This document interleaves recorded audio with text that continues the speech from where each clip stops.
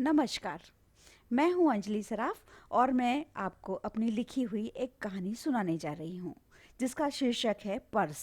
तो लीजिए मैं कहानी प्रारंभ करती हूं। रात का सन्नाटा। राजधानी ट्रेन भागी जा रही थी, मानो राम जी के धनुष का तीर छूटा हो और लक्ष्य पर जाकर ही दम लेगा। अकेले यात्रा कर रहे एक यात्री को घबराहट सी हुई। उसने कोच के अटेंडेंट प्रकाश को बुलवाया और नींबू पानी लाने के लिए कहा। प्रकाश नींबू पानी लेकर आया तो देखा कि उस यात्री के प्राण पखेरु उड़ चुके हैं। अमीरों के इस कोच में किसी का ध्यान उसकी ओर नहीं था। सभी गहरी नींद में सो रहे थे। मृतक शरीर की पैंट की जेब से एक मोटा सा पर्स खिसक कर बाहर की ओर झांक रहा था।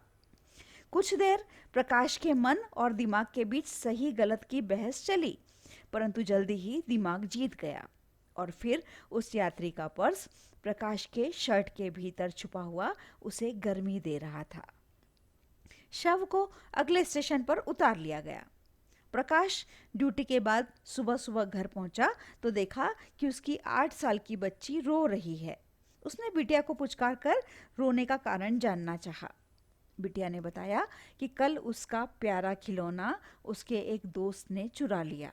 प्रकाश ने बिटिया के आंसू पोंछते हुए कहा, कोई बात नहीं बिट्टो, हम आपको उससे भी अच्छा नया खिलौना ला देंगे। गाल पर ढुलकते एक और आंसू को पोंछते हुए बिटिया बोली, पापा मैं अपने खिलौने के लिए नहीं रो रही हूँ। चोरी अच्छी बात नहीं होती है ना पापा। मेरी टीचर कहती है कि चोरी करने वाले को नरक में जाना पड़ता है, जहाँ उसके हाथ काट लिए जाते हैं। मेरा खिलौना जिसने चुराया वह मेरा दोस्त है। मैं तो उसके लिए रो रही हूँ कि जब उसके हाथ काटे जाएंगे तो मुझे बड़ा दुख होगा। वह मुझसे खिलौना मांग लेता पर चुराता तो नहीं पापा। आंसुओं के बावजूद बिटिया का चेहरा रोशनी से भरा दमक रहा था।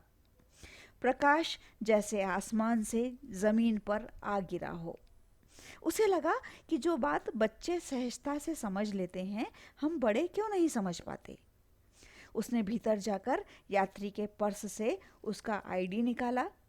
उसमें यात्री का पता था और 5 मिनट बाद वो लिफाफे में पर्स डालकर यात्री के पते पर कोरियर करने निकल पड़ा। धन्यवाद।